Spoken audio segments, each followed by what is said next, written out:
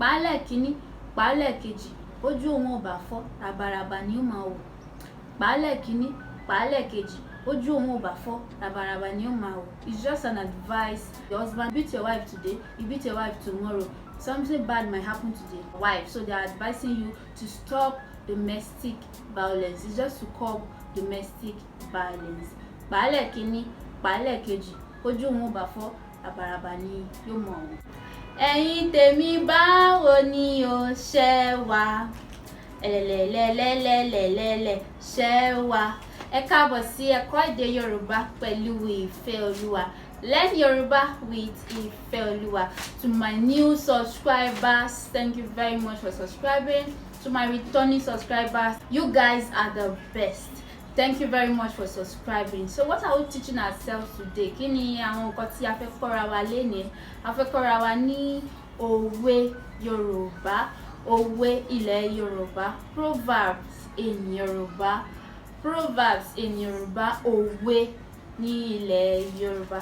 Kí ni òwe? So today we'll be talking about proverbs and we'll be translating them from Yorùbá to English. Lónìí a ó máa sọ̀rọ̀ nípa òwe. A ó tún máa túmọ̀ òwe láti èdè Yorùbá sí èdè Gẹ̀ẹ́sì.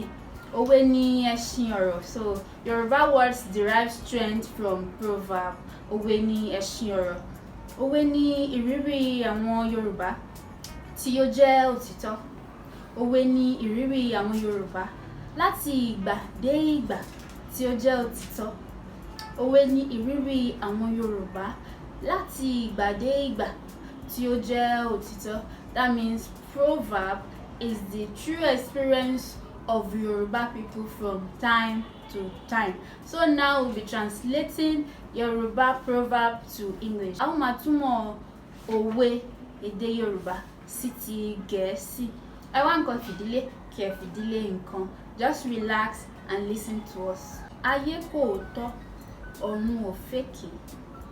Ayé ó kọ òótọ́, ọ̀run kò dẹ̀ tún wá fèkì. The world rejects the truth and heaven is against deception. A kì í jẹ méjì lábà àlàdé. A kì í jẹ méjì lábà àlàdé. Bá a bá jẹyán, a ò gbọdọ̀ jẹṣu. Bí a bá jẹṣu, a ò gbọdọ̀ jẹyán. A kì í jẹ méjì lábà àlàdé. Bí a bá jẹyán, a ò gbọdọ̀ jẹṣu. Bí a bá jẹṣu, a ò gbọdọ̀ jẹyán. Ìyẹn ni pé bí a bá ti jẹyán tó yó wa, ká tún fẹ́ lòmíì ní iṣu ànìkànjọpọ́n kò ń ṣohun tó dára. Bí o bá ti jẹyán tí o ti yó, kí ló wá dé tó tún fẹ́ jẹṣu? Gbéṣu kò gbé fẹ́ lòmíràn. Ànìkànjọpọ́n kò ń ṣohun tó dára. We don't eat two meals in Alade's hut at the same time. It's either you eat yam or you eat pounded yam. It's either you eat yam or you eat pounded yam. Once you've eaten pounded yam, you give yam to another person, you give yam to someone else. You don't eat yam and eat pounded yam at the same time. Ogún ọmọdé kò lè ṣeré fún ogún ọdún. Ogún ọmọdé kò lè ṣeré fún ogún ọdún. That means 20 children cannot play for 20 years. That means wherever you are, be kind to people, be good to people because you will not be there for long. Ogún ọmọdé kò lè ṣeré fógún ọdún. Ọmọdé búròkó ó bojú wẹ̀yìn, òòjọ́ kọ́ lolúwere ń pani. Ọmọdé búròkó ó bojú wẹ̀yìn, òòjọ́ kọ́ ni olúwere ń pani. That means that things you do now, but the repercussion will be in the future. Ilé ni a ti ń kó ẹ̀ṣọ́ ròde. Charity begins at home. Ilé la ti ń kẹ́ṣọ́ ròde. Charity begins at home. Àṣebàjẹ́ ṣe bí tòun là á wí. Àṣeburúkú kú ara fún. Àṣebàjẹ́ ṣe bí tòun là á wí. Àṣeburúkú kú ara fún. That means the evildoer will be suspecting everyone because he has skeleton in his cupboard, so he will think everybody is like him. Everybody will be like him or everybody is like him, so he will be suspecting everyone. Igi gogoro má gún mi lójú àti òkèèrè láti ń wò. That means if you know this thing will hurt you, you will observe it from distance. Igi gogoro má gún mi lójú àti òkèèrè láti ń wò. Ọmọ tó ní bàbá òun ò lówó lọ́wọ́, ẹnu ẹ̀ ló wà yẹn.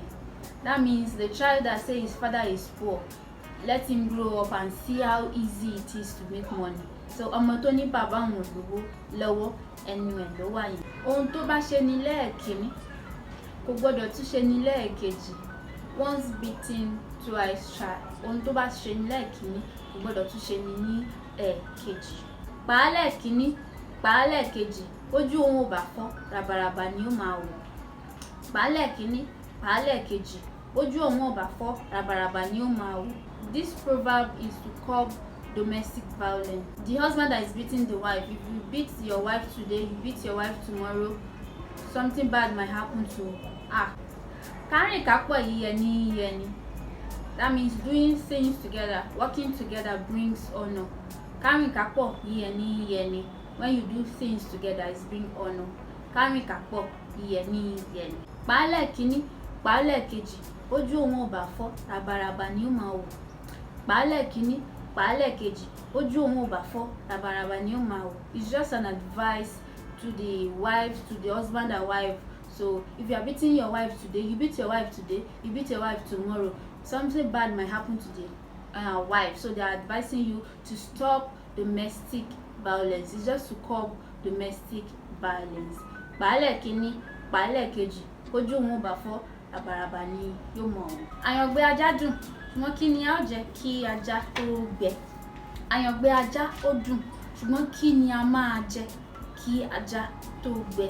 Ìyẹn ni pé àwọn akitiyan wa tí a rò bóyá ò tí ì rí èrè lórí rẹ̀, bó pẹ́ bóyá èrè yóò jáde, bó pẹ́ bóyá a ó rí èrè. Àwa oníṣòwò, àwa oníṣẹ́ tá à ń ṣiṣẹ́, tí à ń ṣòwò, tí a rò bóyá èrè tó yẹ kó wá ó ju eléyìí lọ. Ó ní kí a yẹn ni pé kí a ní sùúrù, bó pẹ́ bóyá a ó rí èrè lórí ohun tí à ń ṣe. Thank you very much for staying tuned, and please don't forget to subscribe, don't forget to like, don't forget to share. I love you all. Thank you very much for welcome to my YouTube channel. Our YouTube channel, Professor. So once you've eaten pounded yam, so once you've eaten pounded yam, give yam to another person. Or once you've eaten yam, say it again. Once you've eaten pounded yam,